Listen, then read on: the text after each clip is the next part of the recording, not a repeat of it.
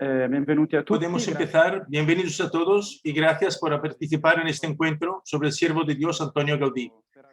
Agradezco en especial por haber aceptado nuestra invitación Chiara Curti, arquitecto, profesora en la Facultad Antonio Gaudí de Barcelona y miembro directivo de la organización Future for Religious Heritage. Antes de empezar, quería saludar a estas personas de lengua italiana y española collegadas con nosotros de todo el mundo. Gracias, Chiara, te escuchamos.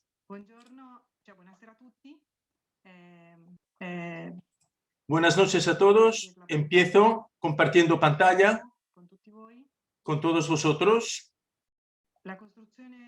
La construcción de la Sagrada Familia es una iglesia expiatoria que muchos de vosotros conoceréis o que habéis incluso visitado. Y espero de poder dar una clave de interpretación para mirar lo que conocéis y poderlo poner en relación con vuestras propias vidas. Creo que vale la pena mirar la Sagrada Familia con los ojos de Gaudí, como clave para poder mirar después al mundo, a nuestra vida. Los ojos de Gaudí que miraban la obra no la miraban con una finalidad, una atención hacia la conclusión de su proyecto, sino para hacer una construcción, algo que crece en el tiempo. Una construcción, la de la obra de la Sagrada Familia, en relación sobre todo al crecimiento humano que implica el contacto directo con el trabajo, con la construcción. La vida de cada uno de nosotros es construcción. Os quiero hablar después de relaciones humanas como medida, como instrumento de interpretación de la obra, poniendo por un lado la vida que se desarrollaba al interior de la obra de la construcción de la Sagrada Familia en Barcelona y por el otro la misma vida de Antonio Gaudí, su arquitecto. Partir de las relaciones no hay que darlo por descontado. Si pensamos, usando una imagen, que el pecado es la falta de relación y que la misericordia es un manto que cubre todo, uniéndolo y poniéndolo en relación. La Sagrada Familia de Gaudí es una iglesia expiatoria. Significa que tiene una relación muy estrecha con la misericordia y también con el pecado. Se construye con el sacrificio, con la limosna, para expiar los pecados de todos. Se puede decir que cada piedra nace de un pecado redimido. Una piedra sin forma, fea, redimida, se hace bonita. En esta presentación no seguiré siempre un orden cronológico de la vida de Gaudí, espero que no os cause confusión. Vamos a intentar situarnos en la época de Gaudí, que tampoco es tan distinta de la nuestra. En su época, él cree en la tecnología. Como otro, hoy creemos en la ciencia, en la revolución digital. Él vive entre el progreso y grandes epidemias. No estamos tan lejos para poder entrar en sus circunstancias.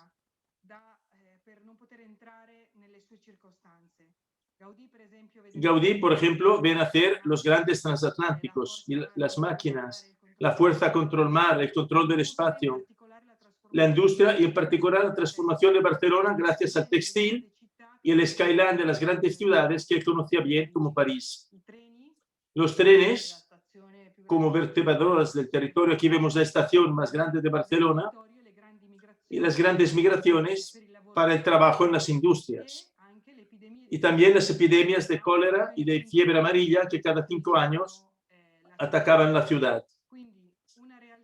Una realidad que divide la sociedad de Barcelona en pobres, en chabolas, que estaban en rebeldía contra la injusticia, y los burgueses que se dedicaban al espectáculo paseando por las calles de una construcción, ayudados por las personas a su servicio. Como cristiano no puedo pensar que las circunstancias históricas sean determinantes de las consecuencias en la vida de las personas. Es una visión más bien marxista de la sociedad. De todos modos, es interesante descubrir dónde nace la Sagrada Familia y leer su diseño providencial. O sea, dónde nace y por qué es la iglesia más famosa del mundo. Efectivamente, la Sagrada Familia es uno de los monumentos más visitados del mundo. La prensa local catalana ha informado últimamente que 5 millones de personas visitaban cada año la Sagrada Familia. Un estudio del Ayuntamiento de Barcelona, hecho durante la feria World Mobile Congress, han demostrado que, estudiando el flujo de turistas, entre las personas que se acercan para ver y conocer la Sagrada Familia, solo el 20% entra a visitarla. Por tanto, los datos sobre las que lo visita son 5 veces más. El interés que genera la obra nos hace entender que hay algo en la Sagrada Familia que es digno de generar interés en cualquier persona, prescindiendo por sus creencias, gustos o ideas. Hoy en día, Gaudí es un arquitecto conocido en todo el mundo. No hay otro arquitecto cuyas obras son visitadas de manera tan masiva por millones de personas cada año. Pero al mismo tiempo, tampoco estudiado en las escuelas y tampoco amado por arquitectos intelectuales. Una contradicción de amor-odio que le ha acompañado durante todo el arco de su vida. Vamos a ver, ¿quién es Antonio Gaudí? Venía de una familia de artesanos del cobre, caldereros. Decía, soy bisnieto, nieto y hijo de caldereros. Así se presentaba para explicar su origen ligada al trabajo artesanal, que le había madurado la capacidad de ver el material transformarse de 2 dimensiones a 3 dimensiones. Pero esto no se puede reducir simplemente a un hombre práctico que está ligado a las cosas a hacer. También a un hombre que sufre, porque en juventud perdió sus 4 hermanos, su madre. Él mismo sufrió de fuertes fiebres reumáticas que lo hacían inválido profesionalmente, incluso desde la infancia. A menudo faltaba al colegio. Un hombre de temperamento fuerte, típico de su tierra, el Baix Camp, donde se dice gente del campo, gente del llampo. Gente del campo, gente del lampo, refiriéndose a los cambios de humor de las personas de estas zonas. Vive estas 2 situaciones entre el camp para recuperarse de su enfermedad y en la ciudad, Reus, que va al colegio. A menudo habla de esta escuela del maestro Berenguer, cuando tenía que renunciar a menudo a los juegos de los demás niños, pero no lo dice con tristeza, lo dice como aquello que más le caracterizaba, reconocer en cada cosa un bien, y explicaba a sus discípulos: mi infancia ha sido larga. Antes de los 6 años ya empecé a sufrir ataques de reumatismo articular que muchas veces han vuelto a aparecer en mi vida, con consecuencias importantes en mi formación de chico. A causa de mi debilidad, a menudo he tenido que abstenerme de los juegos de mis compañeros, cosa que pero ha favorecido en mí el espíritu de observación. Este espíritu de observación que se ve después reflejado en todo lo que es su arquitectura y que nace de esta obligación de estar debajo de un árbol a mirar la naturaleza. Cuando hace la universidad, se transfiere a Barcelona con su hermano que estudiaba medicina, y para entender este temperamento que tendía, para entrar en la personalidad de Gaudí, os propongo como ejemplo su tesis de laurea.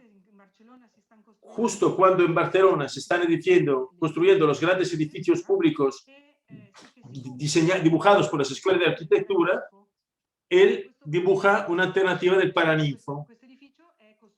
Ese edificio ya lo habían hecho los profesores que le estaban examinando, y Gaudí provocatoriamente trae otro Paraninfo, como diciendo: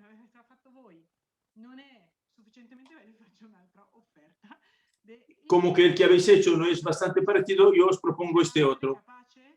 Este carácter capaz de ofrecerse y de desafiar el mundo. Esta frase ha quedado en el imaginario de Gaudí. El presidente de la Facultad de Arquitectura decía: no sé si hemos dado el título de arquitecto a un loco o a un genio. El tiempo lo dirá. Inmediatamente después, Gaudí vive de los momentos de la historia, unos momentos de la historia de la arquitectura extraordinarios. La exposición universal, por ejemplo, con la de Barcelona, él empieza a trabajar colaborando con diferentes estudios, en especial el sistema hídrico de la cascada del Parque de la Ciudadela de Barcelona, que aún está en función. Lo que cambia su vida es presentándose en la Exposición Universal de París, que era el centro del mundo, muy famoso por la Torre Eiffel, llevando un proyecto sencillísimo que era una vitrina de una tienda de guantes. Pero la característica de esta vitrina es que tú podías girar todo alrededor, no estaba solo dirigida a la fachada de la tienda, y uno podía observar todos los objetos en todos los lados. Gusta muchísimo y aquí tome contacto y conoce sus benefactores, en especial Güell.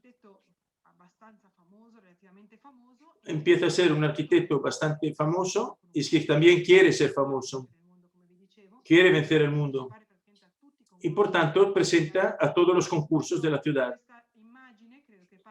Esta imagen habla más de lo que os puedo decir. Era la foto que él tenía sobre su carnet y como él quería estar plenamente a la moda del momento, ¿no? Todo pelado y con una barba fluente con los bigotes. Y los compañeros dicen que era un gourmet, que le gustaba comer. O sea que por un lado, tener Gaudí como arquitecto, el primer edificio, gana el primer premio del concurso de edificios artísticos con la Casa Calvet en el 1900, empieza a vencer concursos, pero por otro lado las personas que lo contrataban eran ricos porque Gaudí hacía cosas muy extroversas, tenían que ser ricos, pero no gustaba a todos. En la prensa local se mofan de él, la construcción y de sus construcciones en la calle más rica de la ciudad, como es el Paseo de Gracia.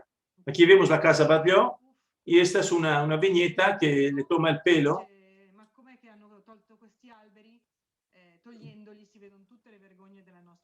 ¿Cómo es que han quitado esos árboles? Así se ven todas las vergüenzas de nuestra ciudad. Como pasó con la Casa Milá, conocida también como la Pedrera, que fue criticada por los periódicos por forma de viñetas humorísticas que lo imaginaban que fuera una especie de garaje para aeropuertos de aviones pequeñitos.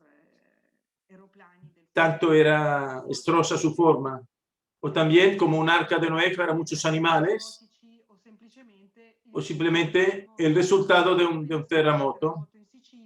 Acababa de haber un terremoto en Sicilia en 1908, entonces dice, a lo mejor ha llegado hasta aquí. Y esta casa ha quedado afectada.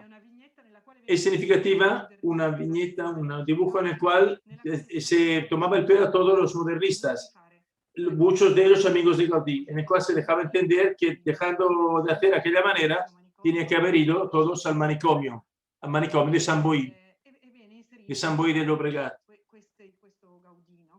El último es Gaudí. En cambio, la cantera de la Sagrada Familia no es ignorado, no aparece en los periódicos, ni en las viñetas humorísticas, ni en las noticias. Por tanto, ¿de dónde le sale esta mala fama? Realmente Gaudí ha concebido esta obra en soledad y contra la opinión de los que le acompañaban. En realidad, si leemos una entrevista, esta es la Pedrera, si leemos una entrevista hecha al señor Font, el constructor de la Pedrera, este relata, contradiciendo lo que dice la prensa, que en realidad eran muchas las personas que se acercaban a las obras para aprender a trabajar desde Gaudí y a escucharle. Explica en la entrevista que incluso se preparaba una sala en la planta baja para que las personas extrañas a las obras pudieran participar en las explicaciones que el arquitecto daba el jueves por la tarde. porque era el día de fiesta de todo el personal de servicio.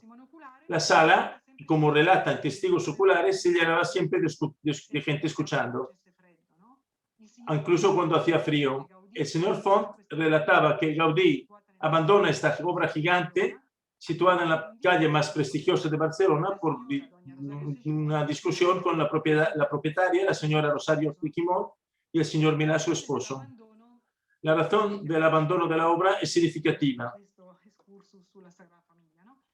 La Pedrera es proyectada por Gaudí como un enorme pedestal para una estatua de María monumental con el manto abierto sobre el cual podía descansar todo el edificio y sus futuros habitantes. La representación, hubiera habido también un campanario, la representación de la Virgen de la Misericordia, con al lado los arcángeles Gabriel y Miquel.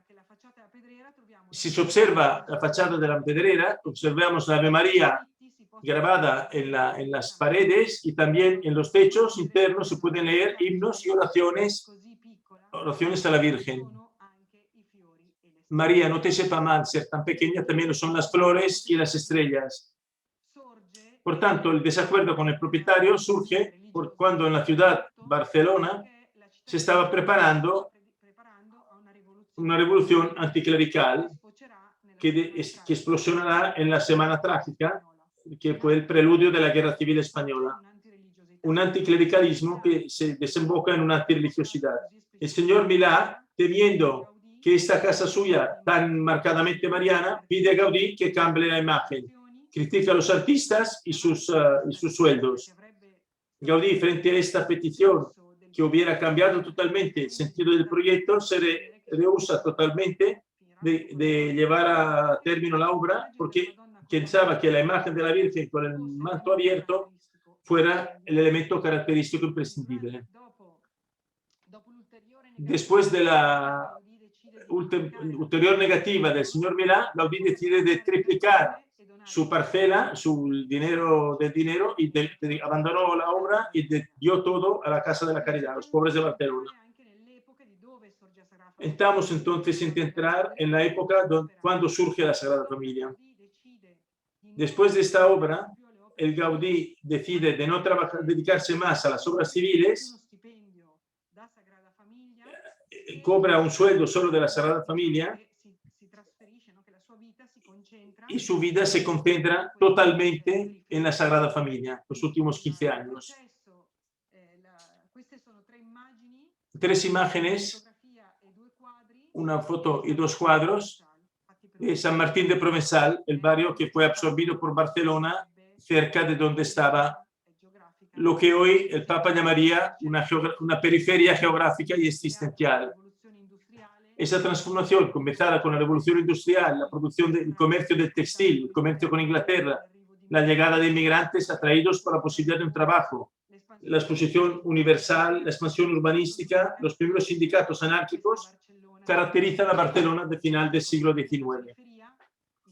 En la periferia de la ciudad catalana, en medio de los campos que pertenecían a la villa de San Martín de Provenzal, pero ya abandonados, esperando ser urbanizados por la nueva Gran Barcelona, surge la iglesia expiatoria de la Sagrada Familia por iniciativa de una asociación de laicos devotos de San José. Para entender quién tiene la idea de construir una iglesia y una iglesia expiatoria. La idea es de José María Bocabella, es un editor del papal. Sería un tema para otra conferencia. La Sagrada Familia nace por iniciativa de una asociación espiritual de la que era presidente y fundador, fundada en 1866. José María Bocabella describe que los estatutos no prevén la construcción de iglesias, hablan más bien de ayuda a los niños de la calle, ayuda a las familias y al trabajo, todas las personas necesitadas. La asociación se compromete en la publicación de un boletín para la propagación de la fe en el santo, poniendo San José como modelo en una época que vive las consecuencias de la revolución industrial y que presenta muy grandes cambiamientos sociales. San José hace carne este modelo, esta guía, esta dirección que permitiría a los hombres de final del 800 de empezar una nueva vida teniéndolo como ejemplo. San José es como ellos, un hombre capaz de emigrar en Egipto para cumplir un dibujo más grande, un diseño más grande. Se hace referencia a los obreros de su tiempo, que eran también migrantes. Dejaban la campaña buscando mejores condiciones de trabajo en la ciudad.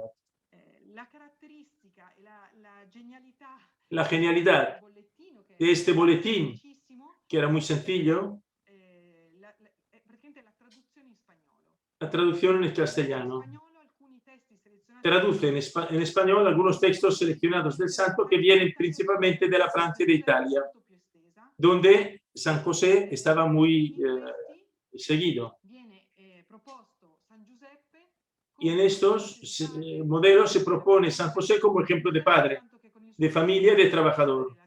San José es el santo que con su ejemplo puede rescatar la vida de los trabajadores modernos que en estos flujos migratorios se mueven hacia la ciudad en busca de trabajo. Un santo como ejemplo para seguir, un padre de familia dulce, humilde en sus orígenes, casto, trabajador, artesano, migrante. San José es el hombre de la esperanza y se contrapone al hombre utópico de las ideologías. La cuestión del castellano es muy importante porque el castellano es el idioma hablado en la mayor parte del mundo occidental.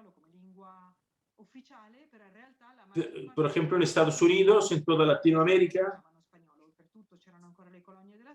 aún estaban las colonias españolas y, por tanto, este medio de comunicación se puede expandir en todo el mundo, hasta Australia, Filipinas. Esta difusión de esta revista, pero mientras tanto la sociedad catalana de la época se transforme en una sociedad muy provocada por la segunda revolución industrial, muy violenta, con revueltas, atentados. Tanto es así que Barcelona se viene llamada la ciudad de las bombas. Y la afiliación de los obreros a los movimientos anárquicos, quizá el único movimiento que estaba claramente en contra del poder abusivo de la burguesía industrial.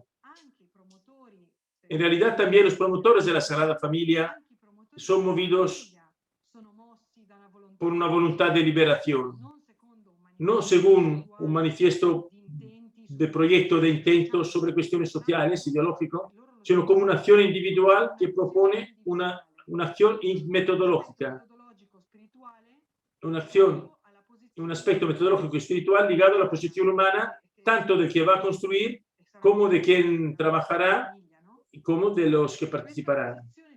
Esta posición de libertad individual se manifiesta en una confiarse totalmente, no apoyados en las capacidades individuales, sino con una plena confianza en la providencia y en la gracia divina, capaces de mover el corazón de los hombres del tiempo hasta transformarlos en constructores de un templo totalmente inesperado y con formas nuevas.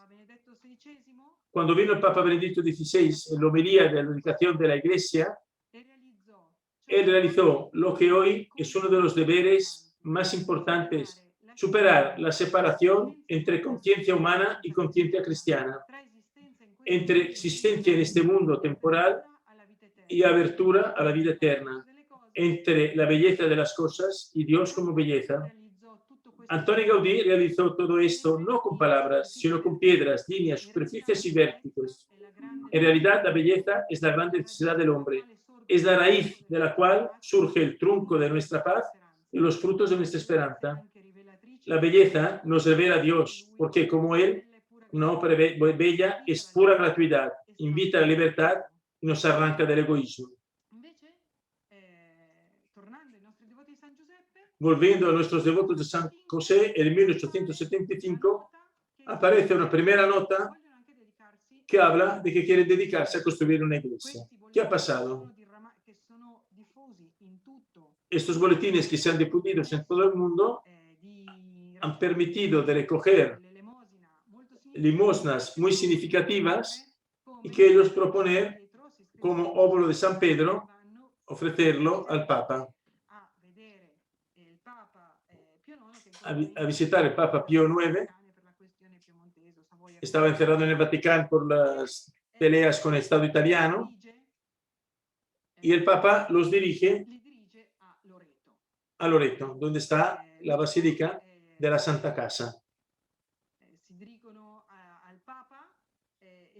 Ellos interpelan al Papa y cuando vuelven de esta peregrinación a Loreto es cuando escriben en su boletín que realmente su misión no es solo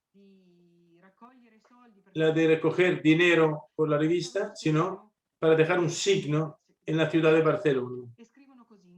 Y escriben así: por lo que se refiere a los recursos para llevar a cabo una ardua empresa como esta, necesitaremos muchas, pero como que tenemos ciega confianza en la protección de San José, no tenemos miedo que él será capaz de promover el corazón de los fieles para que cada uno pueda contribuir según sus posibilidades.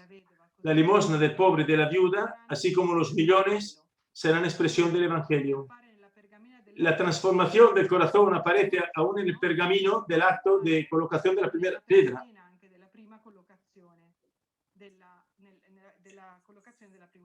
El pergamino contenido en la primera piedra. Buscan un terreno. San Martín de Provenzals llegaba más o menos a este sitio y aquí estaba previsto poner un velódromo. Esta villa no era capaz de gestionar un área tan grande, la vende y los devotos de San José lo compran. Cuando ya han comprado el terreno,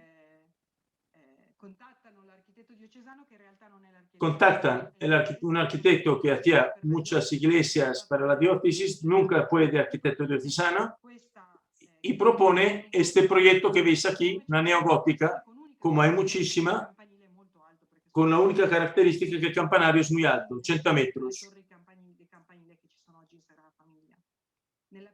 Esta, en la colocación de la primera piedra, meten este pergamino donde pone esta frase. Se ponen los datos importantes. La Sagrada Familia sirve para despertar de su tibieza los corazones adormecidos. Entonces, estos corazones adormecidos, despertar esos corazones es realmente sentido, que entonces estaba en periferia, pero cuando Barcelona crece en la nueva ciudad, es el centro geométrico de la ciudad, entre los ríos Besós y Llobregat. Varios problemas hacen que el arquitecto Villar abandone la construcción en este punto, con la cripta medio construir. Parece que incluso llegan a pegarse. Deciden entonces Martorell, que era un arquitecto consultor que asesoraba los devotos, deciden de proponerle a Gaudí, lo presentan a Bocabella, porque Gaudí estaba trabajando para él, también para Villar. Gaudí podía ser una persona que lleva adelante los trabajos tal como eran,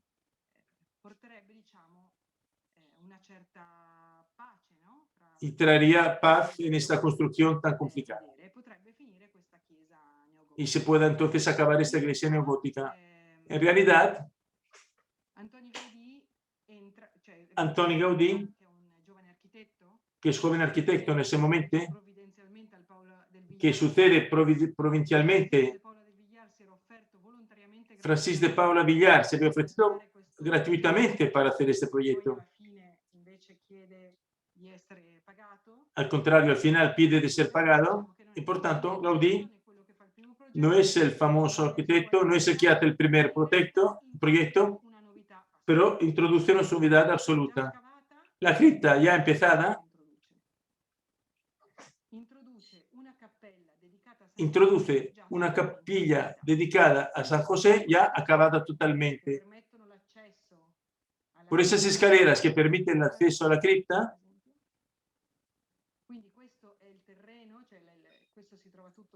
esto está todo debajo del suelo ahora.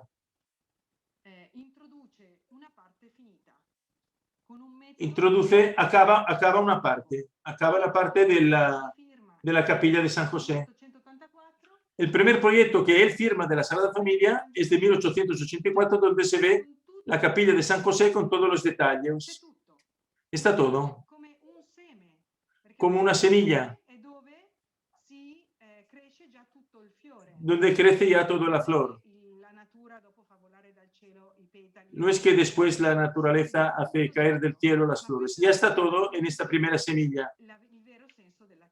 Pero introduce el verdadero sentido de la Iglesia para celebrar la Eucaristía. Si él hubiera pensado que esta iglesia tenía que ser acabada completamente para empezar a hacer la misa, pues aún no estaría acabada. En cambio, desde el comienzo, cuando Gaudí entra, entiende que la fuerza de esta iglesia es el culto y crea una serie de elementos que hacen que la iglesia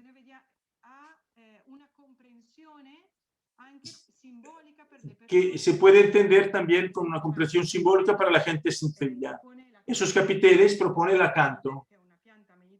Es una planta mediterránea por la cual se puede extraer un antídoto contra las mordeduras de las serpientes venenosas. O, por ejemplo, otro hecho que pone de manifiesto quién son las personas que están ayudando en la construcción. Pone esta grandísima concha, y porque quien participa de una forma que es muy significativa son una misión de los jesuitas catalanes, hace que muchísimas donativos no vienen de Europa, sino vienen aquí del extranjero. Esta concha viene de Australia. Con el tiempo, cada vez más personas visitan el taller y se presentan en los periódicos, salen en varios periódicos y documentos, personalidades locales, internacionales, eclesiásticas y civiles. También desde el extranjero se documentan todas las personas que van a visitar el templo y de dónde vienen. Pero los documentos fotográficos exaltan que quien visita el templo más a menudo son los pastores, que con sus cabras atravesan la nave donde luego se levantará la nave central. Parecen atraídos por la curiosidad de decir, a ver qué está pasando, ¿no?, en la fachada de la Natividad. Pero realmente han sido los pastores los primeros que se han dado cuenta del nacimiento de Jesús. También en este caso hay esta correlación. Jesús que nace en el verdadero pesebre. Este cuadro, que se llama Catedral de los Pobres, como el nombre que se daba a la Sagrada Familia de la época, Joaquín Mir, un pintor de 1898, nos permite comprender el ambiente que se vivía alrededor de la Sagrada Familia. En una conversación que habla con Gaudí, dice, los pobres están pegados a sus paredes como los mejillones a las rocas. Y lo decía el periódico El Correo Catalán. Eso nos da una pista que incluso que esas personas que aparecen en la Sagrada Familia como estatuas no son estatuas ideales, teóricas, son el esplendor de la verdad, de lo verdadero. Esos pobres que son elegidos como modelo para poder... Realmente Gaudí empieza su proyecto susurrando, en voz baja, no hace un gran cambio radical. Cuando tiene que empezar el ábside, muy parecido a lo que había prepuesto el arquitecto Villar, pero ya con dimensiones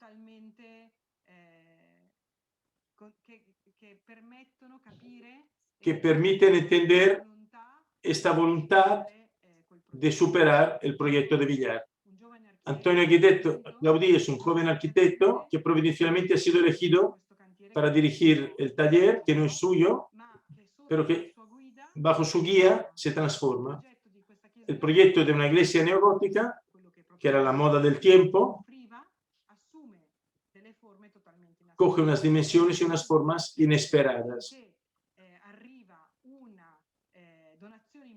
hasta que llega un donativo muy importante, 577.000 pesetas, que hubiera permitido probablemente de acabar o de casi acabar la primitiva proyecto, pero Gaudí hace otra propuesta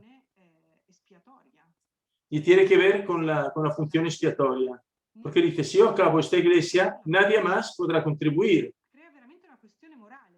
Se hace una cuestión moral.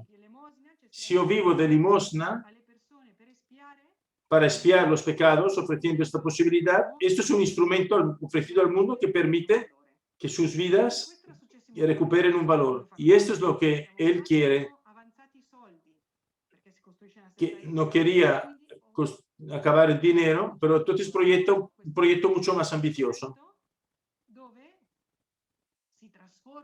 donde se transforma el proyecto inicial totalmente, que desde un campanario pasan a ser 18,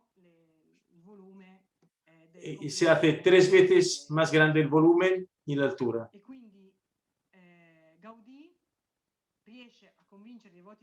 Gaudí logra convencer los devotos de San José a empezar una obra que él seguramente no hubiera acabado, aunque él en un momento dado se comprometió a acabarlo en 10 años, pero tampoco hubiera podido construirla en su época con la tecnología que había en 10 años. Gaudí dice que che deve essere un'opera d'arte a tono con l'epoca. Gaudí dice que debe ser una obra de arte en sintonía con la época en la que vivimos.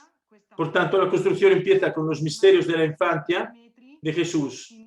Aparece toda decorada por imágenes sin hacer ruido, desde los primeros metros, como un presepio monumental, imitando la tradición franciscana, que estaba muy arraigada, muy instalada en Cataluña, y teniendo en cuenta las expresiones populares que quedan incrustadas como si fuera un pesebre viviente, que no son fruto de la imaginación,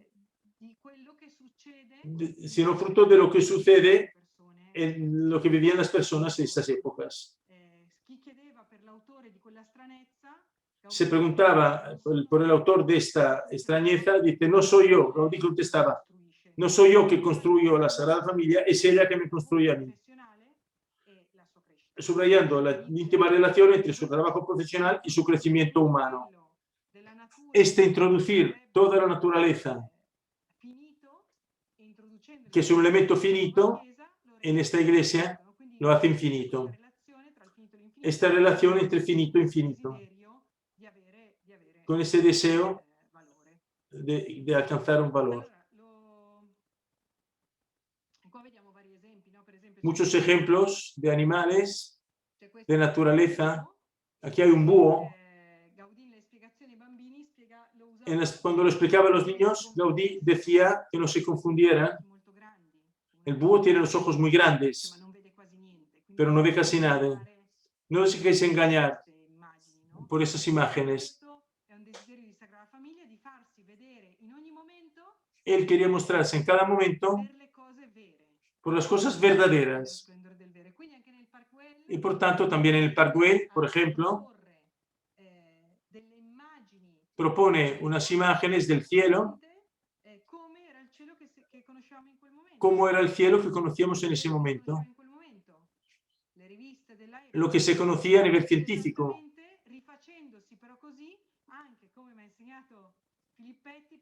También copiando en esta manera, como nos ha enseñado Filippetti, también como ha hecho Giotto en la capilla de los Scrovegni de Padua.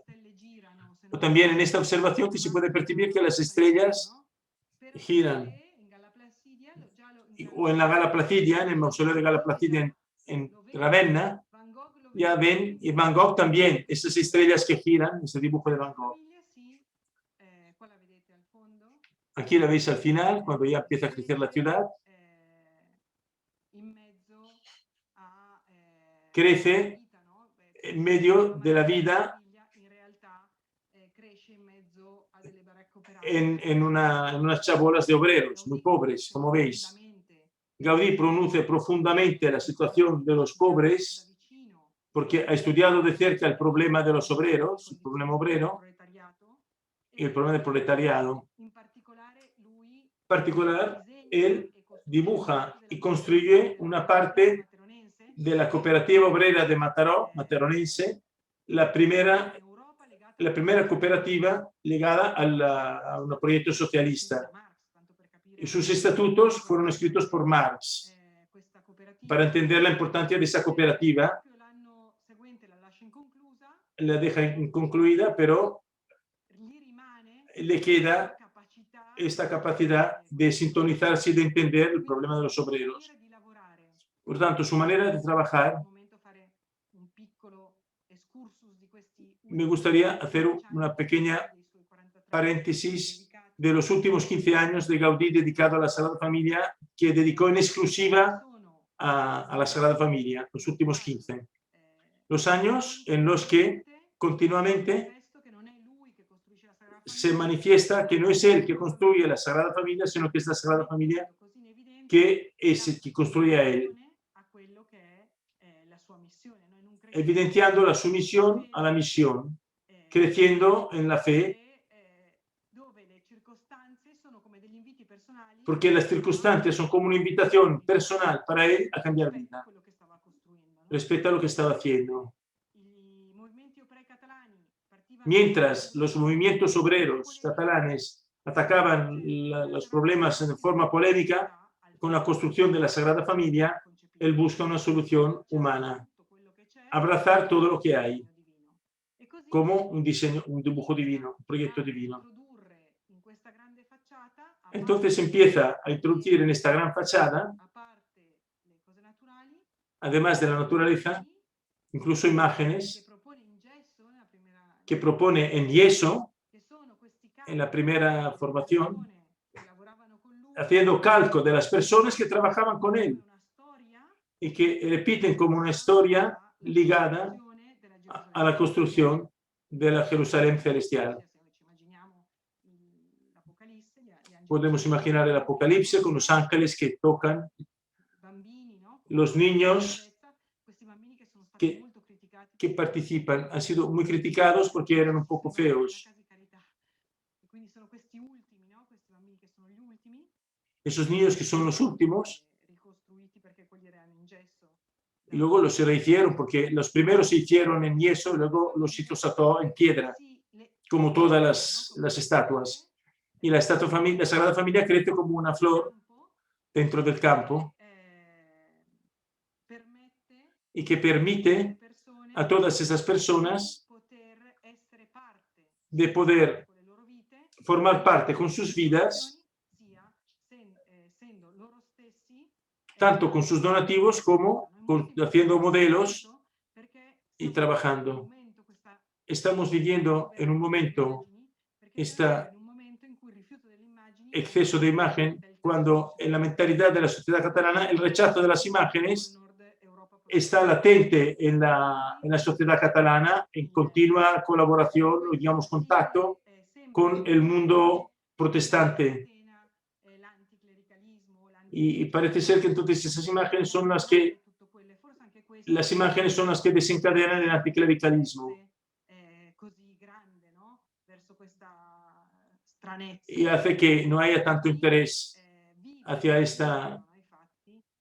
Gaudí vive dentro de la Sagrada Familia, vive dentro lo que acontece, dentro con las personas, acompañando.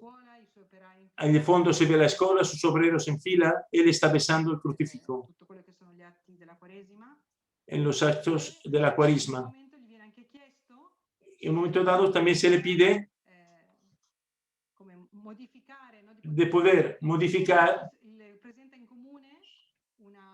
Presenta entonces en el ayuntamiento un nuevo proyecto de la Sagrada Familia con el barrio, como una Jerusalén celestial, donde la luz del sol desde distintos momentos le puede dar por lo menos dos fachadas.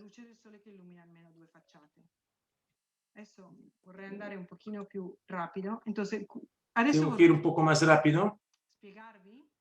Quisiera explicaros ¿Cómo nace la chispa de esta creatividad? Gaudí es una persona muy seria y cuando tiene que empezar a trabajar en la Sagrada Familia, él se imagina tan llena de humanidad, esta humanidad redimida, empieza a hacer estudios anatómicos típicos de los escultores. Él con el escultor Matamala van al hospital de los pobres, donde van todos los que quieren hacer estudios anatómicos. Él tiene que pagar y esto le sirve para pagar el funeral a los muertos. Mientras las monjas ven esos jóvenes esperar la muerte de alguien, le piden de rezar junto con él. No es lo mismo seccionar una persona que has conocido de una persona que no conoces. Y no queda dicho que te pones a rezar al lado de uno que muera antes. Puede ser que tarde más. Eso nace una relación de amistad, o de todos modos, una relación con las personas moribundas que están allí. Y le hace entender que no son los estudios anatómicos, sino es la vida que tiene que mirar. Cuando veo una persona no me pregunto cuánto pesa, pero sé la vida cuando acaba. Entonces Gaudí empieza a estudiar las personas, los cuerpos, las personas vivas.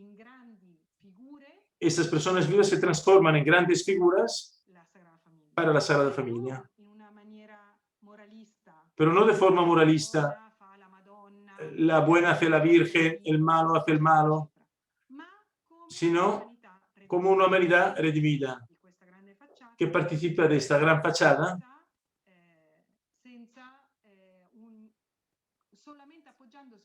simplemente apoyándose en el deseo de desear la eternidad de su vida.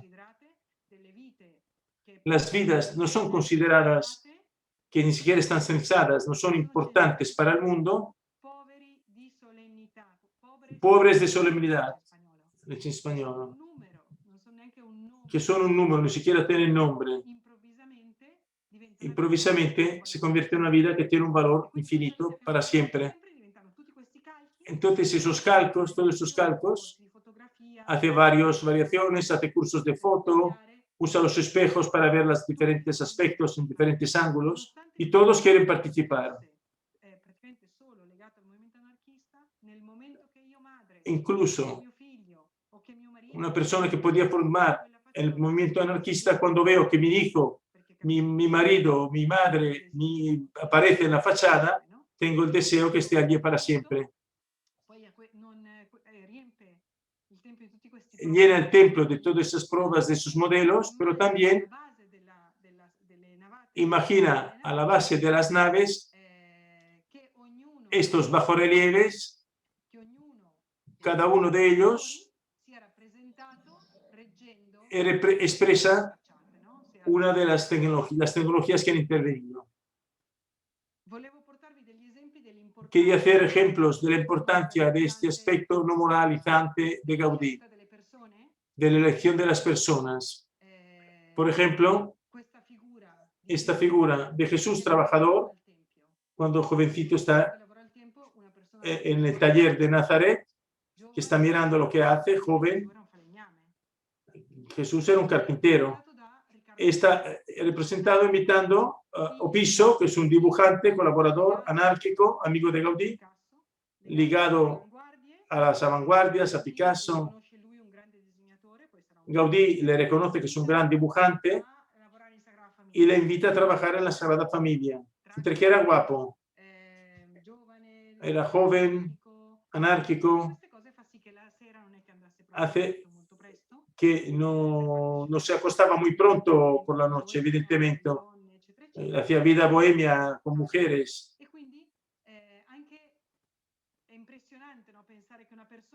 Impresiona pensar que una persona que no tiene nada que ver con la figura de Jesús, pero solo por ser bello, la belleza es la verdadera necesidad del hombre, dijo Benedicto XVI, ya, solo por esa imagen ya uno puede estar allí.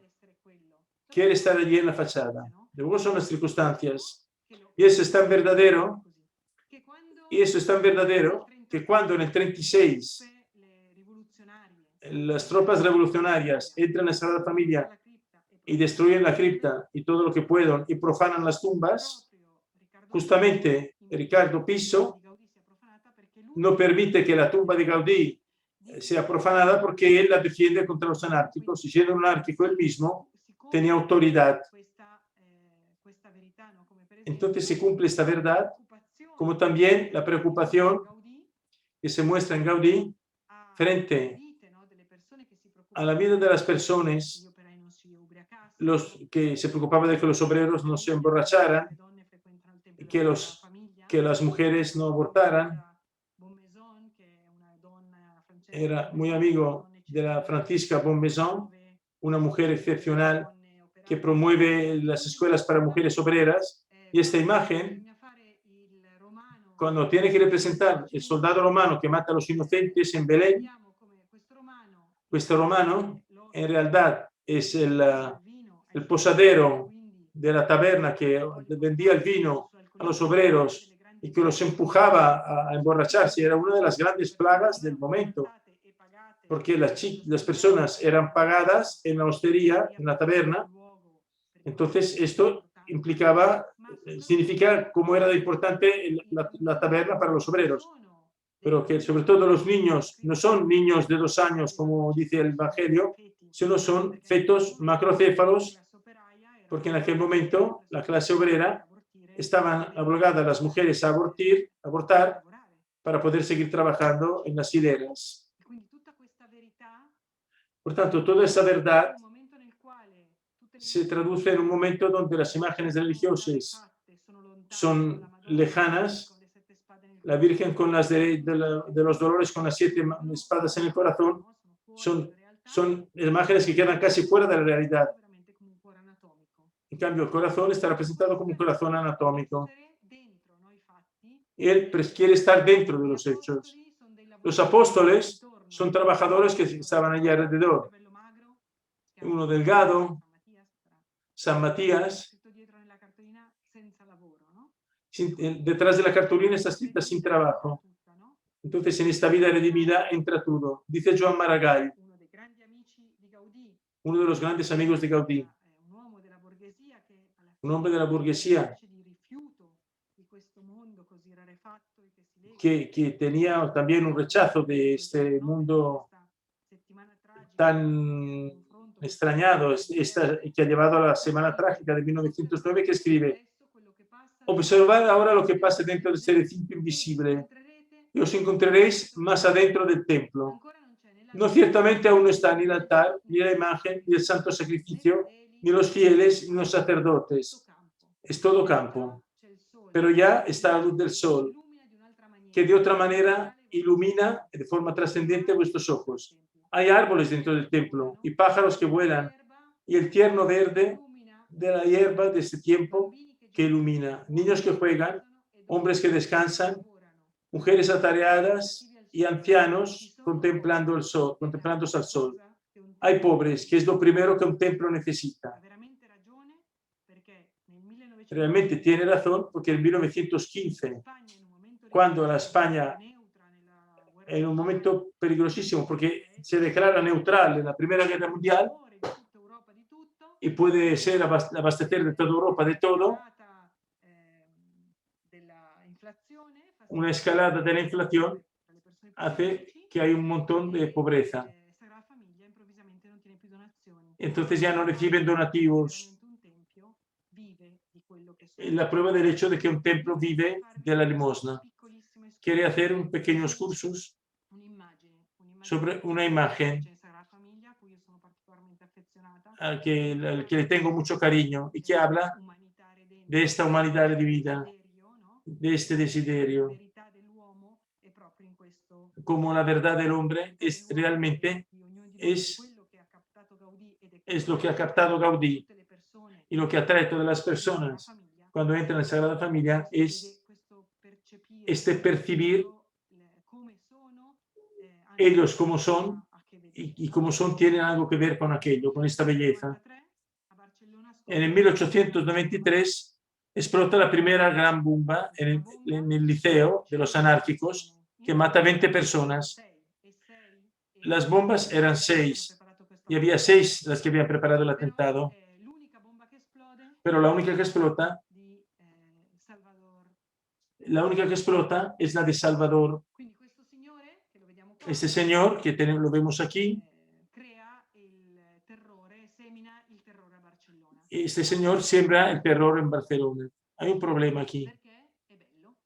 Porque es bello. Por tanto, en el momento en el que se busca de hacer una política, imaginaros Lombroso, que hablan del hombre humano, que es también feo, y que las formas desproporcionadas plantean esas cuestiones que incluso se dibujan. Esos personajes que los males son siempre feos. Gaudí mira y dice, es bonito, es bello. Incluso, aunque muera de una forma visible a todos. Lo matan junto con otros 6, como ejemplo para toda la población, en la plaza central de Montjuïc. Lo que es extraño, pero vemos como este personaje aparece en la Sagrada Familia. Aparece con su bomba en la Sagrada Familia. Gaudí conocía muy bien el cura, que era el sacristiano de la cárcel, y por lo tanto probablemente, conoce de cerca la vida de este anárquico. Y por tanto, él vio todos los testamentos de las 6 personas condenadas a muerte. Todos son muy parecidos, yo soy esto, soy otro. Todos tienen unos títulos increíbles y en cambio él pone jornalero. No es nada. Todo lo demás dice todo lo que tiene, no tienen casi nada y describe lo que tienen y lo distribuyen. No describe ningún bien. Solo hay una foto mía que acaba de tener una niña. La niña se llama María. Todos los otros chicos se llaman Libertad, otros nombres así. Mi hija no me verá nunca porque tenía 6 meses. Solo una foto, devolvérsela a la niña para que pueda saber quién era su padre. La única cosa que tenía en la cabeza este hombre es que hubiera que quedarse vivo, quería ser recordado, ser inmortal. No le interesaba nada su silla, no interesaba nada las cuestiones legales. Solo habla de su hija.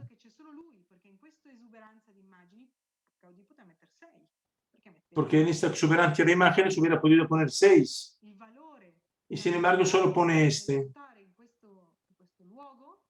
En este lugar, el valor que tiene esta presencia, apenas toca la bomba, y con la mirada está mirando la Virgen, el rosario, y parece que esté rezando.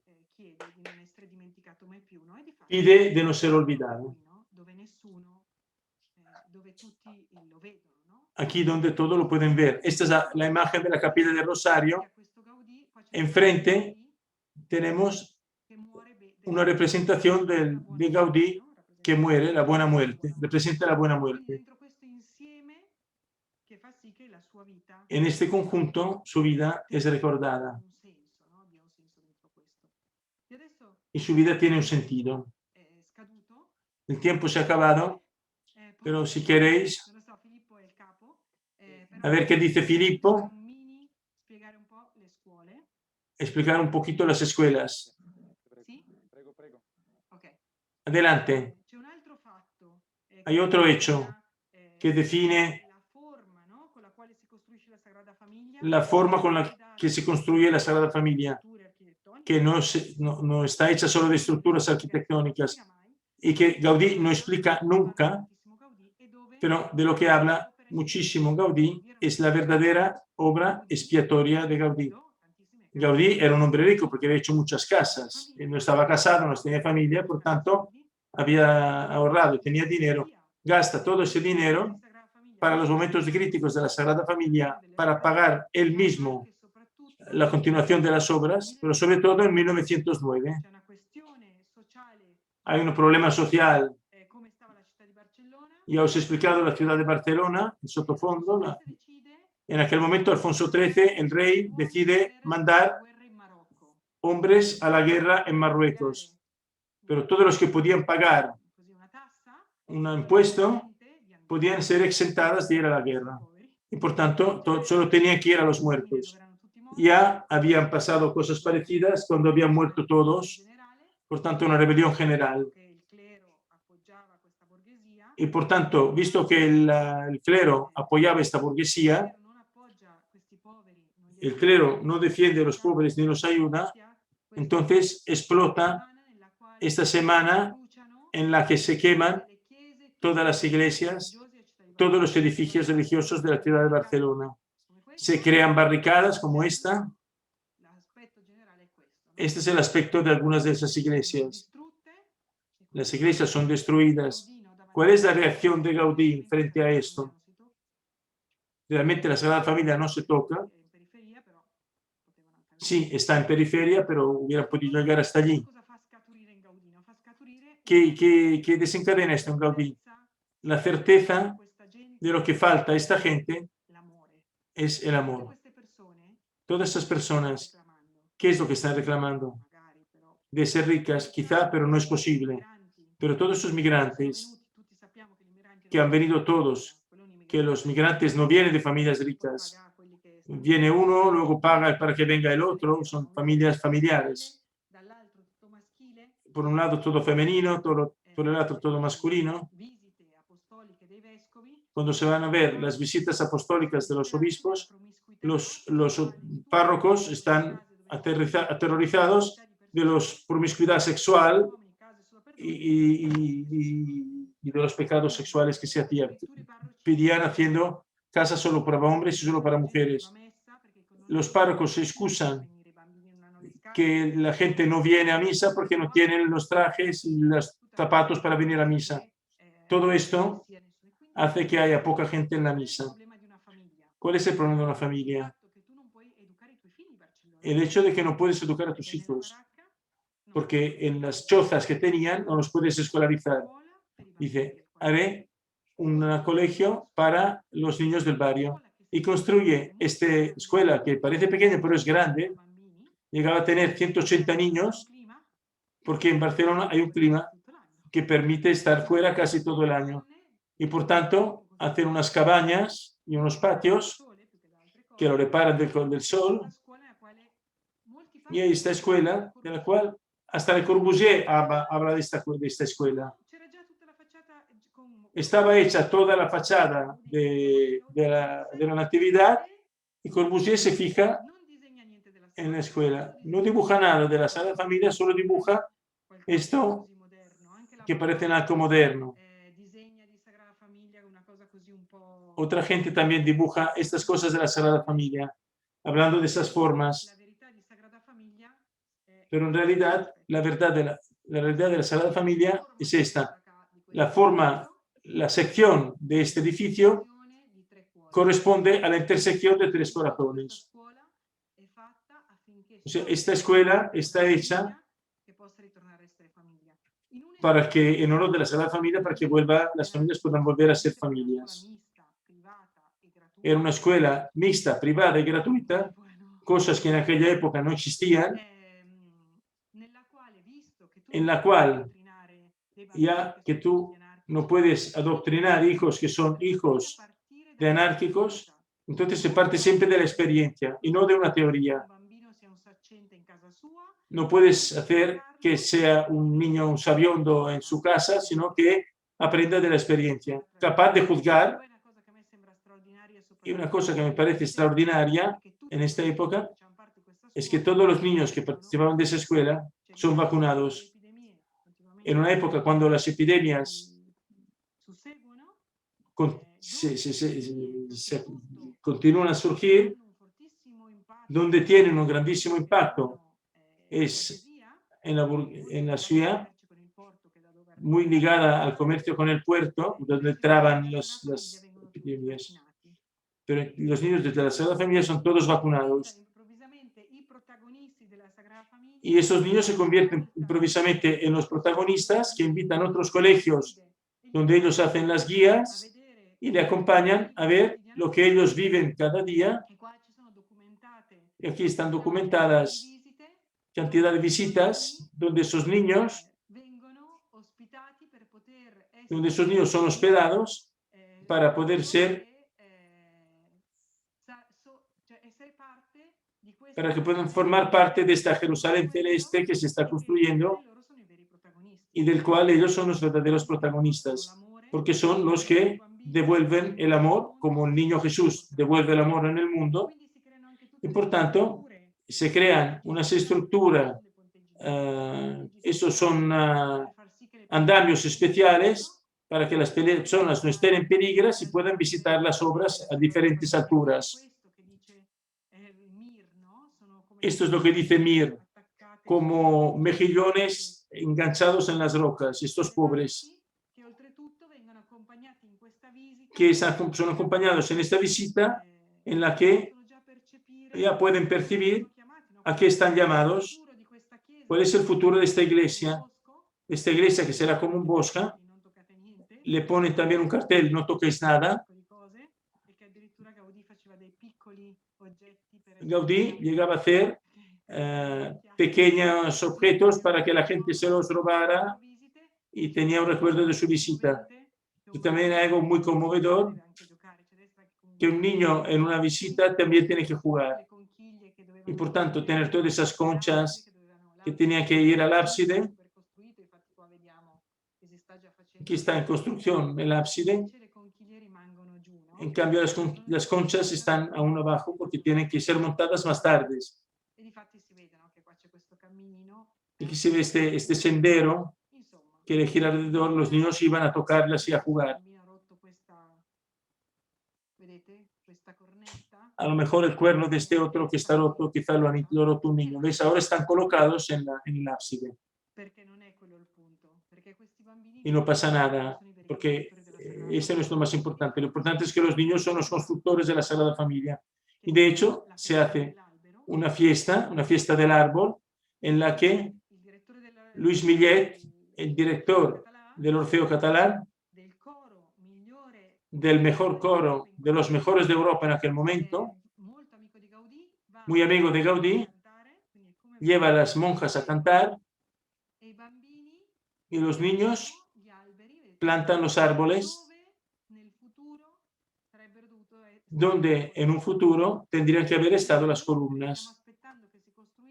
Mientras estamos esperando que se construya, ya se tiene la percepción que aquello es un templo que yo estoy construyendo, que yo formo parte, y los niños forman parte con esos gestos, con su sacrificio, y los obreros con su trabajo, se convierte en una obra de todos, de cualquier clase social. Por esto, Gaudí, en un momento dado, es llamado por el pintor Gimona, que le pide ser un modelo para hacer un cuadro que tiene que representar San Felipe Neri. Esto es muy extraño, porque de San Felipe Neri ya había la máscara mortuaria, por tanto ya sabía cómo era. Pero el hecho de ver Gaudí significa que ya reconocían en él un santo, mucho más que hacer el verdadero rostro de San Felipe Neri. Esto ya es una demostración que las personas más sencillas que estaban con él, el oratorio de San Felipe Neri era donde él iba a rezar por la tarde, ellos reconocían en Gaudí esta personalidad, este santo. Ahora quería...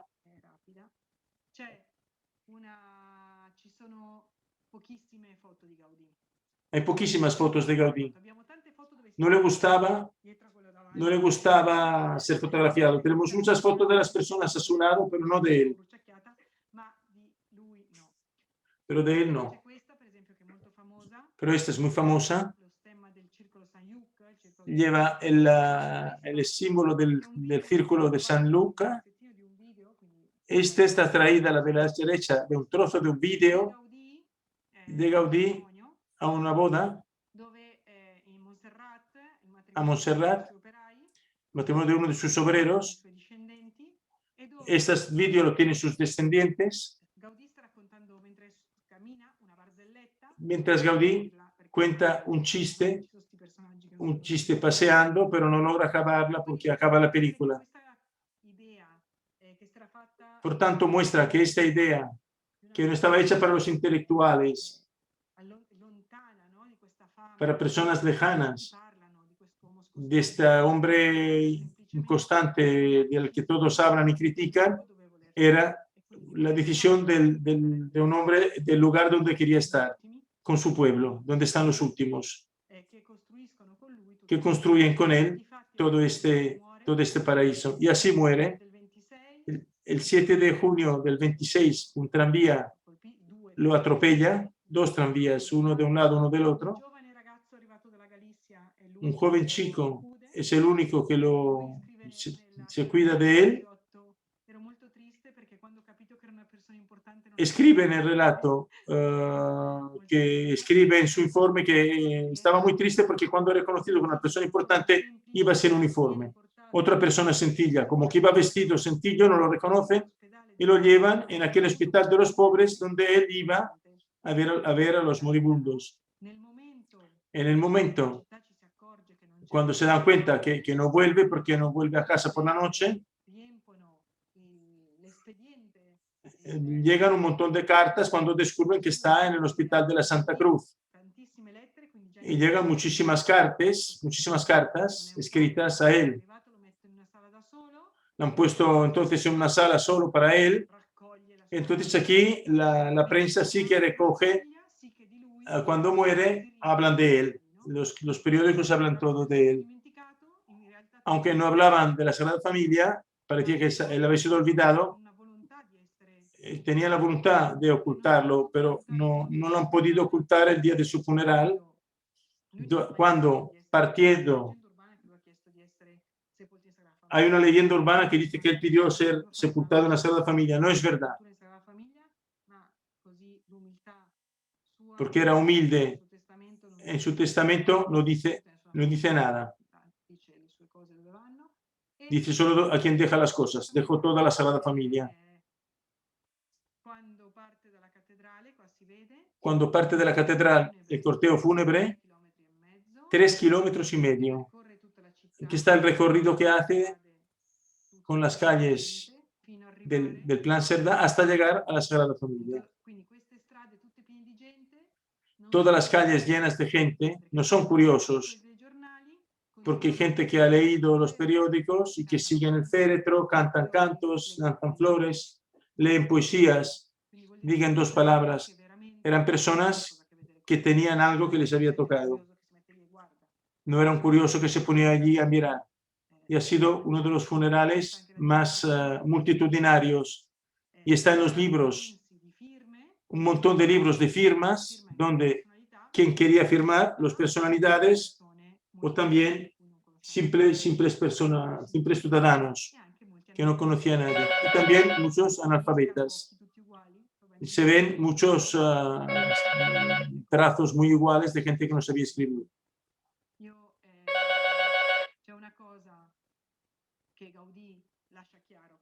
Hay una cosa que Gaudí deja claro con esto, que a través de la vida que se conoce el Padre. Y en efecto, en la Sagrada Familia acordamos que hay 2 fachadas, la Natividad de Jesucristo, y aquí detrás entrevemos otra fachada. Hay otras estatuas aquí detrás, sobre el nombre de Cristo, Jesús Homo Salvator, y cuando entramos hay una segunda fachada paralela donde está la representación de Dios Padre, Hijo y Espíritu Santo, de la Trinidad. Pero nadie lo puede ver, porque nadie lo puede ver, pero que está, y es lo que da la vida a todo lo demás. Ahora sí que he acabado. No sé en Italia, pero aquí son las 10:30. Gracias, Chiara. Antes de despedirnos, quiero dar un par de avisos. El próximo encuentro será en lengua italiana, será el martes 13 de julio a las 21:15 sobre el siervo de Dios Romano Guardini. Intervendrán el profesor Carlo Fedeli, investigador del Departamento de Filosofía y Ciencias de la Educación de la Universidad de Turín, el doctor Johannes Modesto, postulador de la causa de beatificación y de canonización. Este evento es en colaboración con la Asociación Riviera de Verona, que agradezco muchísimo por esta amistad que se ha nacido. Para cualquier pregunta me podéis escribir en la página, tenéis los contactos de la web, en la plataforma Spreaker o en YouTube. Agradezco otra vez a Chiara por su intervención, Giorgio Chevallard, un servidor, por la traducción en español, Juan Pedro por el guión Zoom, Letizia Ortolani por el votantino y Camila Valore por la postproducción. Adiós y hasta pronto. Hasta la vista y hasta pronto. Gracias a todos. Gracias, Chiara. Gracias, Chiara.